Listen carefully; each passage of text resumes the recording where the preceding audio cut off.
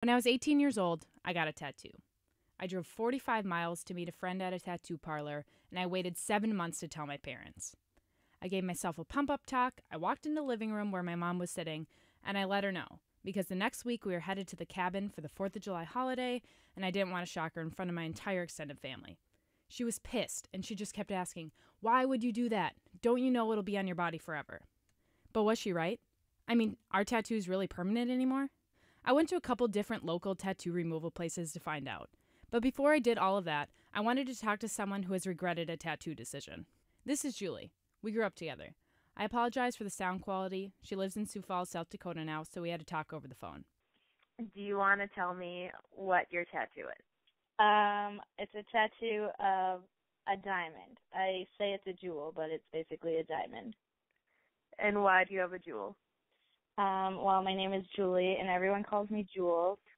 Someone dared me one night when I was highly intoxicated to get a tattoo of it.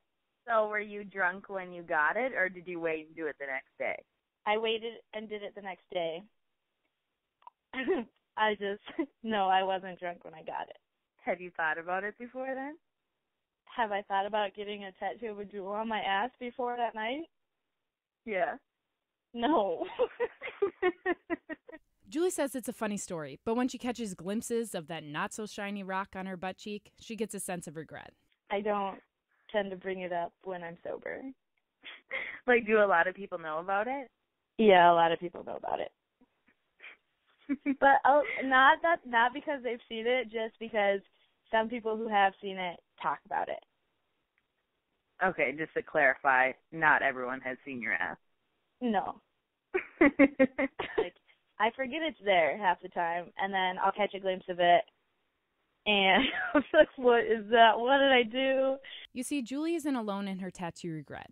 I went to Northeast Tattoo and Laser Removal in Minneapolis to see just how popular tattoo removal really is. The removal clinic sees roughly 300 people a month.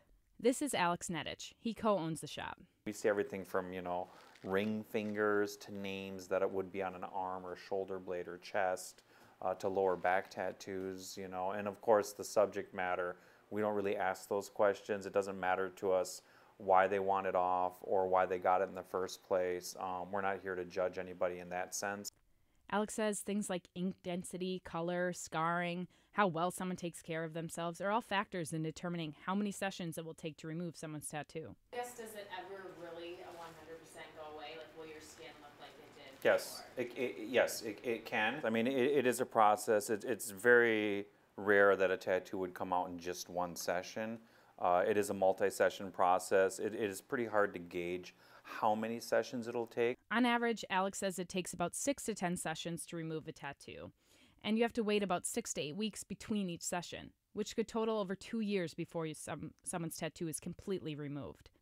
With all of those sessions and constantly being zapped by a laser, I wanted to know just how painful tattoo removal really is. Some people say it's, horrible. I think a lot of those people haven't really had it done, but Jack, who God bless him, he's one of our tattoo artists here at Northeast Tattoo. He said it's like cooking bacon naked.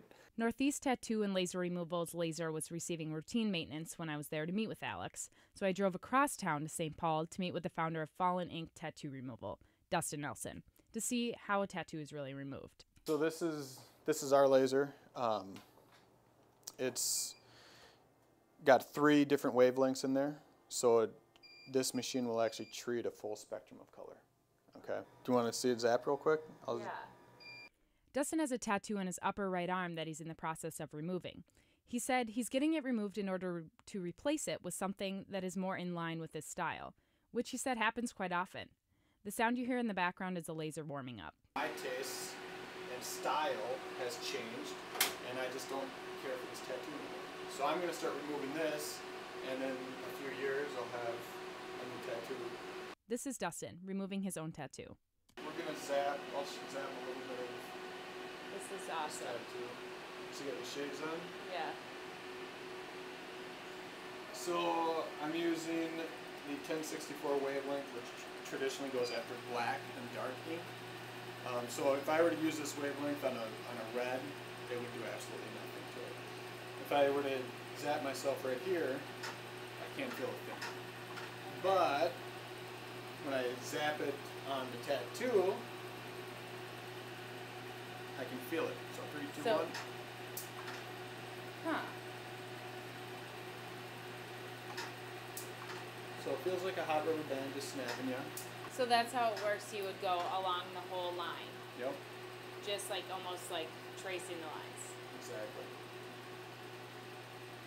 I was pretty skeptical about the removal process, but Dustin mirrored what Alex said. In most instances, total removal can happen, but it's a process that can take years. So in general, we're very confident that we can remove almost all tattoos.